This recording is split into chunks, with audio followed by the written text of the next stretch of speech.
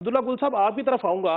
ये एक साल में जो आर्मी चीफ की डिप्लोमेटिक एक्टिविटी थी, जो दौरे थे, इससे किस हद तक पाकिस्तान की मईशत को सहारा मिला और इसका क्या इम्पैक्ट देखते हैं आप? आर्मी चीफ साहब का जो किरदार है पाकिस्तान के अंदर, ये एक बड़ा अहम किरदार है और एक ऐसे वक्त के ऊपर है जहां हम एक पॉलिसी को तब्दील करते जा रहे हैं। एक ऐसे वक्त के अंदर जब पाकिस्तान की अफवाज के ऊपर बाकायदा नकब लगाई गई और उसको जो है अवाम के साथ लड़ाने की कोशिश की गई, अवाम को बदजन किया गया और एक नफरत का बयानिया बुना गया। मेरे ख्याल में बाकी सारी बातें तो आपने जो कही हैं, उनमें तो कोई दो राय नहीं है। लेकिन जो साफ-सी बात है, वो बड़ी खतरनाक है कि आपकी फ़ौज के अंदर जो है, वो तक़सीम पैदा करने की कोशिश की, जिसको बुरी तरीके से अल्हम्दुलिल्लाह नाकाम बनाया गया 9 मई को। इसके से पहले का ये आलम था कि एक हाफ़िज़ कुरान आर्मी चीफ़ जो है, वो ना मग़रिब से बर्दाश्त हो रहा था और ना दुश्मनान पाकिस्तान से बर्दाश्त हो रहा था। लेकिन अल्लाह ताला ने उनको आर्मी का सरबराह बनाना था, सिपहसालार बनाना था, वो बन गए। अब उन्होंने क्योंकि एक मिलिट्री इंटेलिजेंस के सरबराह रहे हैं और आईएसआई के हसास वो सरबराह रहे और उनको जो है वो एक जो जिसको कहते हैं खारजा अमूर के ऊपर एक बहुत अबूर हासिल है। दूसरी तरफ जो है वो मुल्क के जो अंदर नासूर पल रहे हैं, उनसे भी वह बखूबी आशना हैं। और तीसरी तरफ जो मुल्क की बिगड़ती हुई जो सियासी और साथ-साथ जो मुआशी सूरत-ए-हाल है, उसको भी उन्होंने ज़ाहिर है मद्देनज़र रखना है।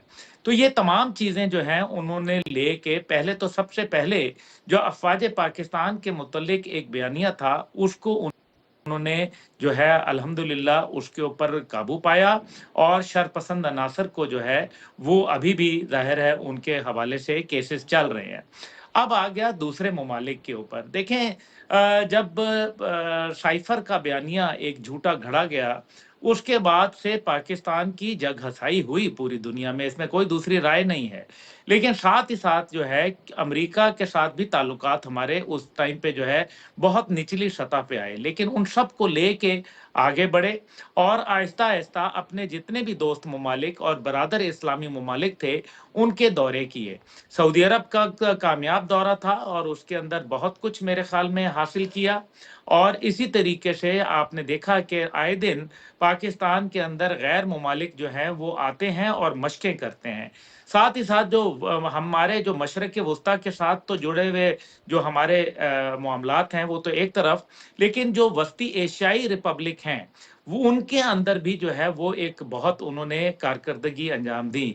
चीन के साथ जो एक रवाबित थे, उनके अंदर भी इस्तेहकाम लाए जो कि तहरीक-ए-इंसाफ की हुकूमत के अंदर अब्दुल रज़ाक दाऊद से शुरू होने वाला जो काफ़िला था, वो चलता गया और चीन को काफ़ी जो है वो कुछ मामलात के ऊपर इज़हार-ए-तशवीश था, उनको भी दूर किया गया। तो यहाँ तो एक तो इसको ख़ारजी अमूर के ऊपर एक बेहतरीन अमल, फिर एसआईएफसी का क़याम करना।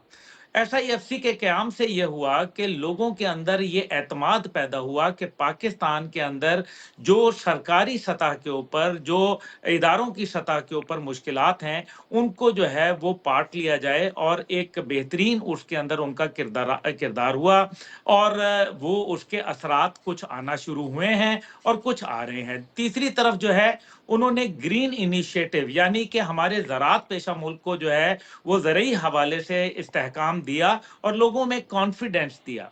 फिर इसके बाद जो उन्होंने मादनियात के हवाले से बहुत अहम काम सरअंजाम दिए और पाकिस्तान के अंदर मिनरल्स और रिसोर्सेज़ के हवाले से पॉलिसियाँ तरतीब दी और लोगों को एनकरेज किया और दूसरे ममालिक को जो है वो दावत दी कि वो आएँ और यही वजूहात हैं कि आज जो पाकिस्तान को मायूस कुन बता रहे हैं, उनसे ये पूछें कि दुनिया का सबसे जो शातिर बिज़नेसमैन समझा जाता है, वो चीन है। इसके बाद फिर अरब ममालिक हैं जो समझे जाते हैं। क्या वजह है कि चीन, अरब और इसी तरीके से ईरान और दीगर तुर्किया वगैरह पाकिस्तान के अंदर इन्वेस्ट करना चाहते हैं। अगर वो करना चाहते हैं, तो फिर इसका मतलब है कि हम कामयाब हो रहे हैं। پھر اب آپ آ جائیں اسٹاک مارکیٹ کے اوپر. اسٹاک مارکیٹ کے اندر جس طریقے سے کمزوریاں پیدا ہو گئی تھیں آج وہ ریکارڈ توڑتی نظر آ رہی ہے. اور ڈالر جو ہے, سب سے بڑھ کر بات یہ ہے کہ ڈالر کے اندر 50 روپے کی کمی لانا کوئی معمولی بات نہیں تھی. یہ سول حکومتوں نے بھی کوشش کر لی, لیکن الحمدللہ جو اس ٹائم پہ نگران سیٹ اپ اور جو آرمی چیف صاحب کی جو صلاحیتیں اور کوششیں اور کاوشیں بطور ایک ٹیم لے کے, جو ایک فوج کی وہ ٹیم لے کے چلے, اور الحمدللہ میں یہ بھی کہوں گا کہ ابھی تک افواج پاکستان میں جتنے اس ٹائم پہ جو سینئر لوگ ہیں ان کے اندر کہیں کسی کے اوپر جو ہے کسی قسم کا کوئی معاشی الزام نہیں ہے. یہ ایک بہت بڑا میرے خیال میں ٹھیک ہو ان گیا. کے کردار کا عکاس ہے کہ جنرل عاصم منیر صاحب جو حافظ قرآن ہیں ان کے کردار کا عکاس. اب یہاں ایک بات جو میں بڑا, کیونکہ تاخیر ہو گئی میں آپ سے معذرت چاہتا ہوں, لیکن جو بڑا اہم ہے وہ ہے دورہ امریکہ. دیکھیں دورہ امریکہ اس وقت کرنا تھا, مجھے علم ہے, میں با علم آدمی ہوں, دورہ امریکہ کی متعدد دفعہ دعوت دی گئی. آرمی چیف صاحب جان بوجھ کے اس کو ڈیلے کرتے رہے تاکہ وہ اس مقام کے اوپر پہنچیں جب کوئی بامانی اور کچھ فائدہ مند جو مذاکرات ہیں وہ سامنے آ جائیں.